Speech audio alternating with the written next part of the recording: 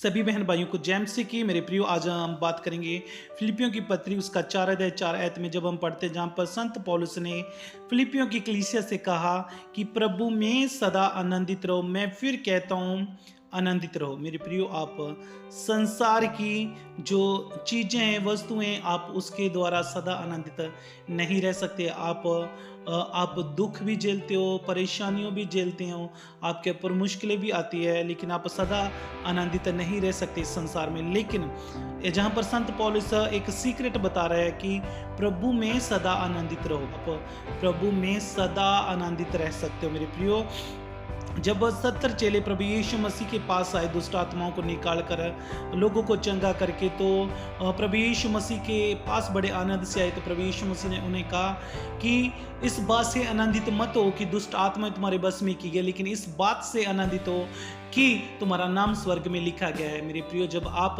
उस क्रूस की तरफ देखते हो, उस बलिदान की तरफ देखते हो, तो आप सदा के आनंद से भर जाते हो, उस कृपा से, उस भरपूरी से भर जाते हो। मेरे प्रियो, जब आप उसको कोड़ों को देखते हो जो उसने अपनी पीठ पर खाए, उस खाबों को देखते हो, उस ब्लड को देखते हो जो उसके एक एक कतरे से निकला, मेरे प्रियो, तो आप आनंद से भर जाते हो। मेरे प्रियो, जो उसने अपने जीवन के द्वारा हमें अनंत जीवन दिया, मेरे प्रियो, वो आनंद, वो सदा का आनंद है जो क्रूस से हमें मिला है। उसने हमें अनंत जीवन दिया है। उसने हमारे पापों को अपने ऊपर ले लिया। उसने हमारा सारा थाम चुका दिया। उसने हमारी बीमारियों को अपने ऊपर ले लिया। सब तकलीफों को उसने हमारे लिए सहन कर लिया। जब आप उसकी तरफ देखते हो तो आप सदा के आनंद से भर जाते हो। इस संसार के दुख जे, क्लेश जे, परेशानियां उसके सामने कुछ भी नहीं है। मेरे प्रियो, आप सदा के आनंद से भर सकते हो मसीह के द्वारा। मेरे भाई और बहनों, जब आगे लिखा है, तुम्हारी कोमलता सब मनुष्य पर प्रकट हो। जब आनंद से आप भरे होते हो तो आपके द्वारा मसीह आपके जीवन में कार्य करता है, और आपका जीवन आनंद से भरा हुआ देखकर दूसरे लोग, जो उनके ऊपर प्रभाव पड़ता है कि ये मसीह के लोग हैं, क्योंकि आप मसीह को अपने निकट, अपने पास महसूस करते हो, क्योंकि प्रभु निकट है और वो सदा आपके साथ है। और आगे लिखा है, किसी भी बात की चिंता मत करो। और संत पौलुस कहता है, किसी भी बात की चिंता मत करो, क्योंकि आपका पिता आपके साथ है। वो परमेश्वर है जिसने आपके लिए अनंत जीवन दिया, जिसने आपके लिए सब पूरा कर दिया है।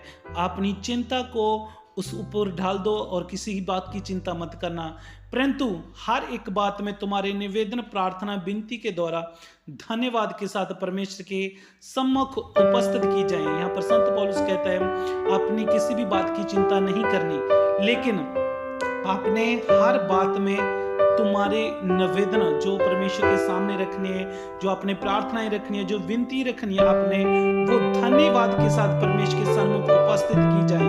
आपने अपनी प्रार्थना को, विनतियों को और निवेदनों को प्रभु यीशु मसीह के आगे उपस्थित करनी है, उसके सिंहासन के पास लेके जाना है और प्रार्थना के जीवन व्यतीत करना है, ताकि आप किसी भी चिंता में ना पड़े, क्योंकि वो आपकी जरूरतों को, आपकी हर एक जरूरतों को पूरा करने वाला परमेश्वर।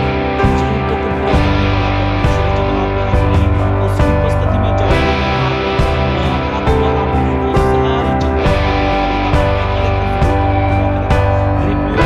करेगा। तब परमेश्वर की शांति सारी समझ से परे तुम्हारे हृदय और तुम्हारे विचारों को मसीह यीशु में